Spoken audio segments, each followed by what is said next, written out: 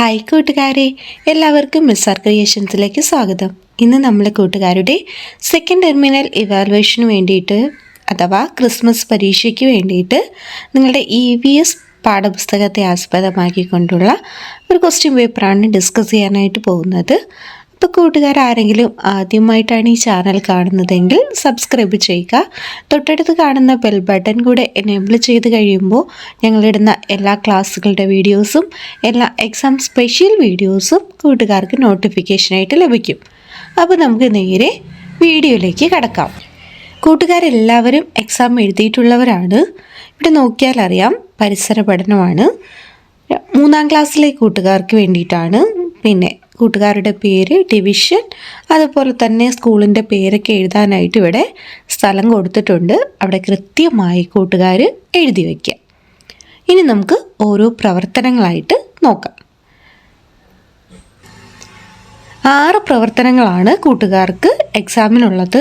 ഒന്നാമത്തേത് സസ്യങ്ങൾ പലവിധം, 2 അറിഞ്ഞു കഴിക്കാം, 3 വസ്ത്രവൈവിധ്യം, 4 തൊഴിലുകൾ പലവിധം, 5 എൻ്റെ നാട് കേരളം, 6 മണ്ണും ജലവും. അപ്പോൾ ഒരു ആദ്യത്തെ 15 മിനിറ്റ് കൂട്ടുകാർക്ക് കൂൾ ഓഫ് ടൈമാണ്. ആ സമയത്ത് കൂട്ടുകാർ ചോദ്യങ്ങളൊക്കെ നന്നായി വായിച്ച് മനസ്സിലാക്കുക കേട്ടോ. അപ്പോൾ നമുക്കിനി ഓരോ പ്രവർത്തനങ്ങളായിട്ട് നോക്കാം. പ്രവർത്തനം 1, സസ്യങ്ങൾ പലവിധം. അതിലെ ചോദ്യം, നമുക്ക് ചുറ്റുമുള്ള സസ്യങ്ങളെ ഔഷധികൾ, കുറ്റിച്ചെടികൾ, മരങ്ങൾ എന്നിങ്ങനെ തരംതിരിക്കാമെന്ന് അറിയാമല്ലോ. ഓരോ ഇനത്തിലും പെട്ട സസ്യങ്ങളുടെ പ്രത്യേകതകളുടെ അടിസ്ഥാനത്തിൽ പട്ടിക പൂർത്തിയാക്കുക. ഇവിടെ നോക്കിയേ, ഔഷധികൾ. ഒരു പ്രത്യേകത ഇവിടെ തന്നിട്ടുണ്ട്, അതിനധികം ഉയരമുണ്ടാവില്ല. മറ്റൊന്നുകൂടെ എഴുതാം, ഏതാനും മാസങ്ങൾ മാത്രമായിരിക്കും ഈ ഔഷധികളുടെ ആയുസ് എന്ന് പറയുന്നത്. രണ്ടാമത്തേത് കുറ്റിച്ചെടികളാണ്. അവയ്ക്ക് കട്ടിയുള്ള തണ്ടായിരിക്കും ഉണ്ടാവുക. ഇനി മറ്റൊരു പ്രത്യേകത, വർഷങ്ങളോളം ഇവ ജീവിക്കുന്നുണ്ട്. മരങ്ങളാകട്ടെ, വളരെ കാഠിന്യമുള്ള തണ്ടാണ് ഇവയ്ക്കുള്ളത്. വളരെയധികം വർഷമാണ് ഇവയുടെ ആയുസ് എന്ന് പറയുന്നത്. അപ്പോൾ ഇതുപോലെ സസ്യങ്ങളുടെ പ്രത്യേകതകളോ അതുപോലെ ഔഷധികൾ, കുറ്റിച്ചെടികൾ, മരങ്ങൾ, ഈ വിധ സസ്യങ്ങളോ കൂട്ടുകാർക്ക് തരംതിരിക്കാൻ ചോദിച്ചു കഴിഞ്ഞാൽ എഴുതാനായി പഠിച്ചു വച്ചേക്കാം. ചോദ്യം, ജലത്തിൽ വളരുന്ന സസ്യങ്ങളുടെ ഇല, തണ്ട് എന്നിവയുടെ പ്രത്യേകതകൾ എഴുതുക. ഇലയുടെ പ്രത്യേകത എങ്ങനെയാണ്? വലിയ ഇലകളായിരിക്കും ഉണ്ടാവുക. തണ്ടിൻ്റെയോ? തണ്ടിൽ മെഴുകിൻ്റെ പോലുള്ള ഒരു ആവരണം ജലത്തിൽ വളരുന്ന സസ്യങ്ങളിൽ ഉണ്ടാകും. ചോദ്യം, ചുവടെ ചേർത്തിരിക്കുന്നതിൽ ശരിയായ പ്രസ്താവനയ്ക്ക് നേരെ ടിക്ക് മാർക്ക് കൊടുക്കുക.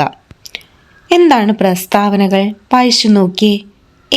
വേര് സസ്യത്തെ മണ്ണിൽ ഉറപ്പിച്ച് നിർത്തുന്നു. എല്ലാ ചെടികളും പൂക്കുന്നു.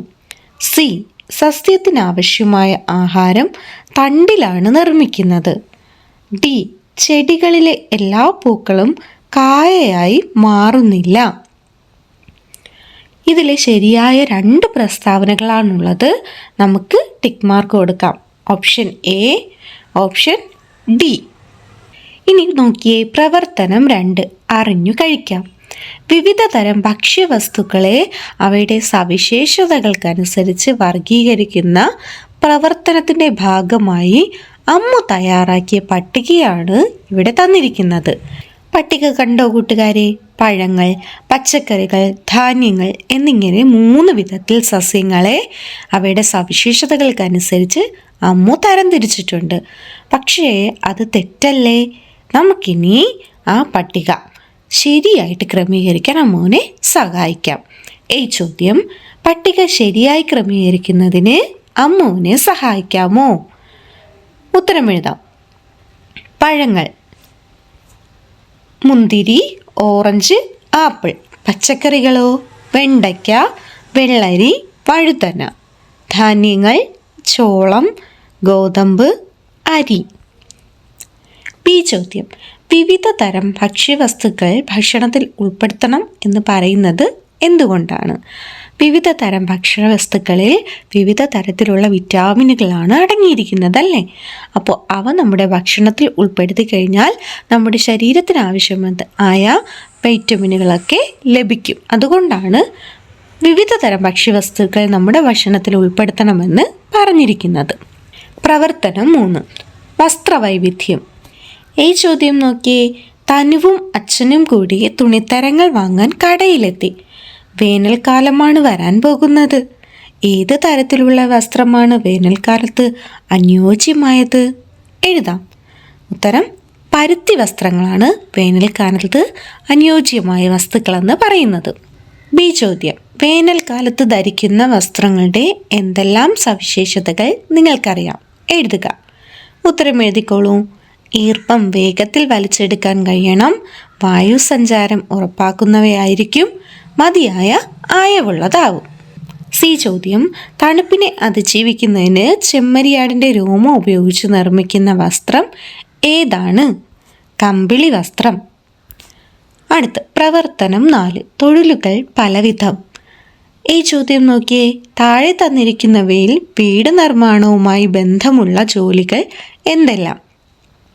ഇവിടെ കുറച്ച് ജോലികൾ ഇവിടെ കൊടുത്തിട്ടുണ്ട്, വായിക്കാം. മരപ്പണി, തയ്യൽ, ഭിത്തി നിർമ്മാണം, ടാപ്പിംഗ്, തറകെട്ടൽ, വിത്തു വിതയ്ക്കൽ, തേപ്പ് പണി. ഇതിൽ വീട് നിർമ്മാണവുമായി മാത്രം ബന്ധമുള്ള ജോലികൾ നമുക്ക് എടുത്തെഴുതാം. എഴുതിക്കോളും. മരപ്പണി, ഭിത്തി നിർമ്മാണം, തേപ്പ് പണി, തറകെട്ടൽ. അടുത്ത ബി ചോദ്യം. സ്കൂൾ ഒരു പൊതുസ്ഥാപനമാണ്. എന്തെല്ലാം സേവനങ്ങളാണ് നമുക്ക് സ്കൂളിൽ നിന്ന് ലഭിക്കുന്നത്? വിദ്യാഭ്യാസവും അറിവും നമുക്ക് ലഭിക്കുന്നത് സ്കൂളുകളിൽ നിന്നല്ലേ? അതെ. സി ചോദ്യം. പണമിടപാട് നടത്തുന്നതിന് നമ്മെ സഹായിക്കുന്ന പൊതുസ്ഥാപനത്തിന് നേരെ ടിക്ക് മാർക്ക് ചെയ്യുക. ഇവിടെ നോക്കിയേ. പോലീസ് സ്റ്റേഷനുണ്ട്, വായനശാലയുണ്ട്, ആശുപത്രിയുണ്ട്, ബാങ്കുണ്ട്. ഇതിൽ പണമിടപാട് നടത്തുന്നതിന് നമ്മെ സഹായിക്കുന്ന പൊതുസ്ഥാപനം ഏതാണ് കൂട്ടുകാരെ? അതെ, ബാങ്കാണ്. അപ്പോൾ ടിക്ക് മാർക്ക് കൊടുത്തോളൂ. ഇനി അടുത്ത ചോദ്യം. പ്രവർത്തനം 5, എൻ്റെ നാട് കേരളം. ഈ ചോദ്യം നോക്കിയേ. കേരളത്തിൻ്റെ ഭൂപടം നിരീക്ഷിച്ച് താഴെ പറയുന്ന ജില്ലകളുടെ പ്രത്യേകതകൾ രേഖപ്പെടുത്തി പട്ടിക പൂർത്തിയാക്കുക. ഇവിടെ കണ്ടോ, നമ്മുടെ കേരളത്തിൻ്റെ ഒരു ഭൂപടമാണ് തന്നിരിക്കുന്നത്. ഇനി നമുക്ക് ചോദ്യം നോക്കാം. ജില്ല. കാസർഗോഡ് ജില്ലയുടെ പ്രത്യേകത കർണാടകയുമായി അതിർത്തി പങ്കിടുന്നു. ഇടുക്കി ജില്ലയോ തമിഴ്നാടുമായി അതിർത്തി പങ്കിടുന്നു. അതുപോലെ തന്നെ ഏറ്റവും വലിയ ജില്ലയാണ് ഇടുക്കി. പാലക്കാട്, മലപ്പുറം, തൃശ്ശൂർ ജില്ലകളുമായി അതിർത്തി പങ്കിടുന്നുണ്ട്. തിരുവനന്തപുരം ജില്ലയുടെ പ്രത്യേകത എന്താണ്? തലസ്ഥാന ജില്ലയാണ് തിരുവനന്തപുരം. ഈ ചോദ്യം നോക്കിയ കൂട്ടുകാരെ. മറ്റു ജില്ലകളാൽ ചുറ്റപ്പെട്ട് കിടക്കുന്ന കേരളത്തിലെ ഏക ജില്ല ഏതാണ്? കോട്ടയമാണ് കേട്ടോ. സി ചോദ്യം. ഞാനാണ് കേരളത്തിലെ ഏറ്റവും ചെറിയ ജില്ല. ആരാണ് ഞാൻ? ഏതാണ്? ആലപ്പുഴയാണ്. ഇനി നോക്കിയേ. പ്രവർത്തനം 6, മണ്ണും ജലവും. മണ്ണിൻ്റെ വിവിധ സവിശേഷതകളാണ് ചുവടെ കൊടുത്തിരിക്കുന്നത്. എന്താണ്? മണ്ണിനുള്ളിൽ വായുവുണ്ട്, മണ്ണിനുള്ളിൽ ജൈവാംശമുണ്ട്, മണ്ണിനുള്ളിൽ ജലാംശമുണ്ട്. ഈ ചോദ്യം. മണ്ണിൽ ജലാംശമുണ്ട് എന്ന് തെളിയിക്കുന്ന പരീക്ഷണത്തിൻ്റെ കുറിപ്പ് തയ്യാറാക്കുക. ഇവിടെ നോക്കിയേ. നമ്മൾ പാഠം പഠിച്ചപ്പോൾ മണ്ണിൽ വായു ഉള്ളതായും ജലാംശമുള്ളതായും അതുപോലെ തന്നെ ജൈവാംശമുള്ളതായും ഒക്കെ പാഠഭാഗത്തിൽ പഠിച്ചു അല്ലേ? അതിൻ്റെ പരീക്ഷണങ്ങളും ചെയ്തില്ലേ? അപ്പോൾ മണ്ണിൽ ജലാംശമുണ്ട് എന്ന് തെളിയിക്കുന്നതിൻ്റെ ഒരു പരീക്ഷണക്കുറിപ്പാണ് ഇവിടെ എഴുതേണ്ടത്. ഇവിടെ മോഡലൊക്കെ കൂട്ടുകാർക്ക് തന്നിട്ടുണ്ട്. ലക്ഷ്യം അവിടെ എന്തെഴുതും?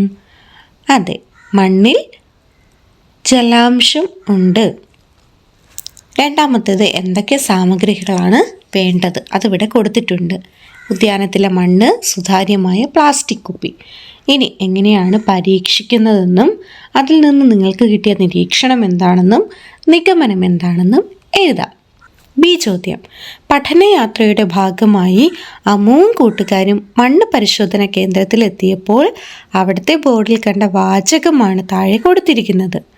എന്താണ് വാചകം? വായിച്ചോളൂ. മണ്ണ് മലിനമാകാതെയും ഫലപുഷ്ടി നഷ്ടപ്പെടാതെയും സംരക്ഷിച്ചാലേ നമുക്ക് നിലനിൽക്കാനാകും. മണ്ണ് സംരക്ഷണത്തിൻ്റെ ആവശ്യകത ബോധ്യപ്പെടുത്തുന്ന ഒരു പോസ്റ്റർ തയ്യാറാക്കാനാണ് പറഞ്ഞിരിക്കുന്നത്. കണ്ടോ കൂട്ടുകാർക്ക് മനോഹരമായ പോസ്റ്ററുകളൊക്കെ തയ്യാറാക്കാൻ കേട്ടോ.